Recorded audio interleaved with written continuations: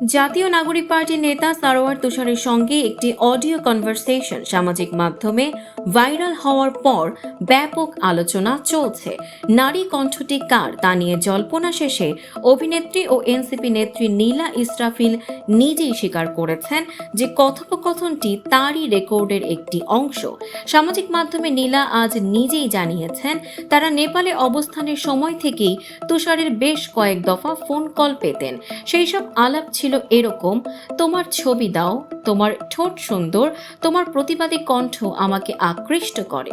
নীলা জানান তিনি সবসময় এই ধরনের কথায় বিব্রত বোধ করতেন এবং সম্পর্ককে ফর্মাল ও সাংগঠনিক রাখতে অনুরোধ করতেন। যেহেতু বাংলাদেশের নতুন রাজনীতি এনসিপি আমার জীবনের প্রধান অবলম্বন, আমি তুষারকে তার আগ্রাসী আচরণ সংযত রাখতে বলি।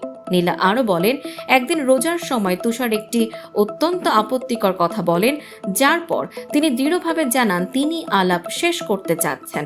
তবে তুষার বিভিন্নভাবে চাপ প্রয়োগ করেন এবং এক পর্যায়ে উল্লেখ করেন যে ডিটেকটিভ পুলিশ বা ডিবি তার সাথে যোগাযোগ করেছে। নীলা মনে করেন বিষয়টি আইনি ও নিরাপত্তা বিষয়ক হতে পারে, তাই তিনি আলাপটি রেকর্ড করতে শুরু করেন। তিনি উল্লেখ করেছেন প্রায় 1.5 ঘন্টা আলাপ চালিয়ে তিনি 47 মিনিটের একটি রেকর্ড সংরক্ষণ করেন। ওই আলাপে তুষার জানায় ডিবি তাকে জিজ্ঞাসা করেছে নীলাকে নিয়ে। সে ডিবিকে জানিয়েছে নীলা আমার গার্লফ্রেন্ড। এছাড়াও আলাপ ছিল খারাপ প্রস্তাব ও চাপ নিয়ে।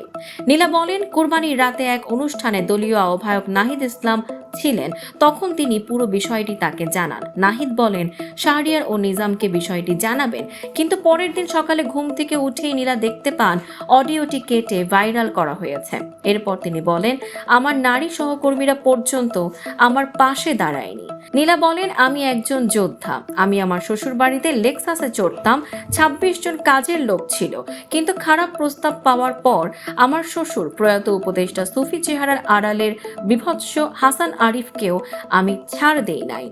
আমার 2 মেয়ের জন্ম কারাগারে। 2020 সালে আমার পেটের বাচ্চাকে লাথি দিয়ে মেরে ফেলা হয়। আমি তাও এখনো প্রয়াত উপদেষ্টা হাসান আরিফ, বাংলাদেশের বিচার বিভাগ, পুলিশ ও ডিবির সাথে লড়াই করে যাচ্ছি। নীলা আরও জানান, অগস্টের পর থেকে আন্দোলনের বিভিন্ন নেতা ও কর্মীর সাথে আমার আলাপ হতো।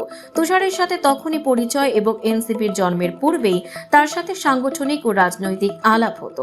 বিগত ডিসেম্বরে আমার প্রাক্তন স্বামী মুয়াজ আমাকে ঢাকা ক্লাবের সবার সামনে স্টেক নাইফ দিয়ে হত্যা চেষ্টার পর শহীদুল ভাই, সারা আপা, ফৌজিয়া করিম আন্টি সহ বাংলাদেশের মানবাধিকার কর্মীরা আমার নিরাপত্তা নিয়ে বিচলিত হয়ে পড়ে। সেজন্য মানবাধিকার কর্মী লেনিন আমাকে নেপালে পাঠিয়ে দেয়।